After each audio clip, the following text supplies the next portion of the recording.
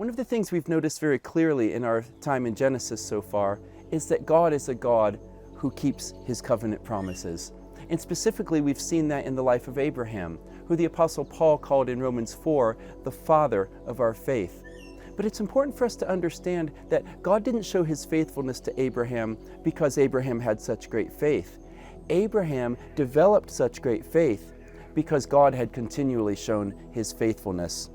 And now in chapter 24, Abraham is nearing the end of his life, and he wants to find a wife from his people for his son Isaac, the son of the promise through whom God would continue his covenant. And now he sends his servant to find a wife for Isaac.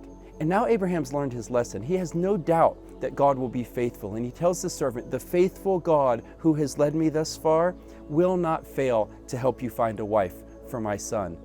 And he kept his promises. And Isaac took Rebekah as his wife.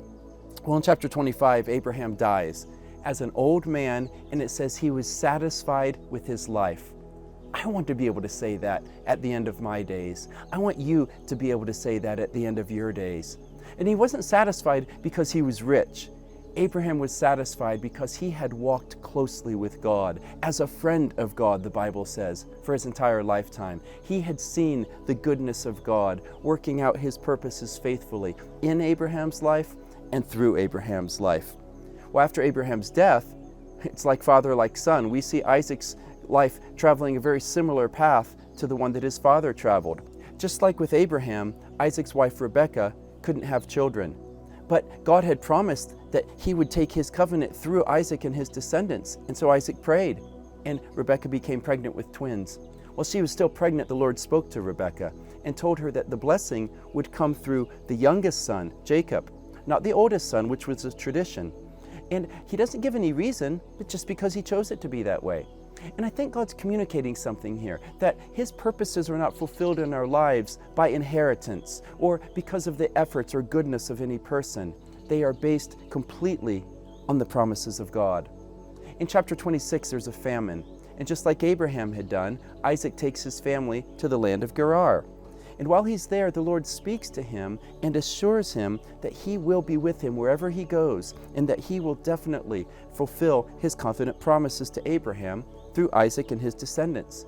But then immediately, just like his father had done, Isaac fails to trust the Lord to actually keep those promises.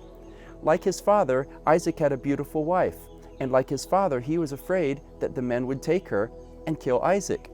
And so, like Abraham, rather than trusting God to protect him, Isaac lied to the king and said that Rebekah was his sister. And by the way, this was the son of the same king who Abraham had told the same lie to years earlier.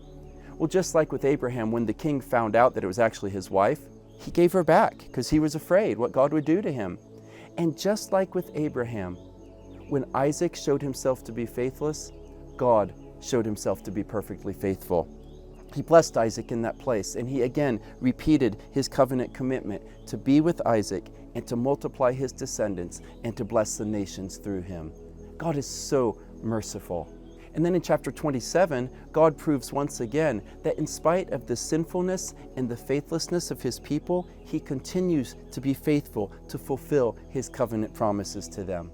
Remember, the Lord had clearly told Rebekah when she was pregnant that the blessing was to go through Jacob. But she obviously hadn't told Isaac, because when Isaac was old and blind, she helped Jacob deceive Isaac into actually thinking that Jacob was his brother Esau, the oldest son. And so Isaac gave Jacob his blessing, which meant that Jacob would be the one to inherit God's covenant promises. But God had already decided that. The whole family should have known that, and rather than being deceived into giving Jacob his blessing, Isaac should have been blessing Jacob in obedience to what he knew the Lord had told them to do. But that's just a preview of what's coming in the chapters ahead. Jacob has a long, hard road of learning to trust God to be God. His lifetime is filled with conflict and deception.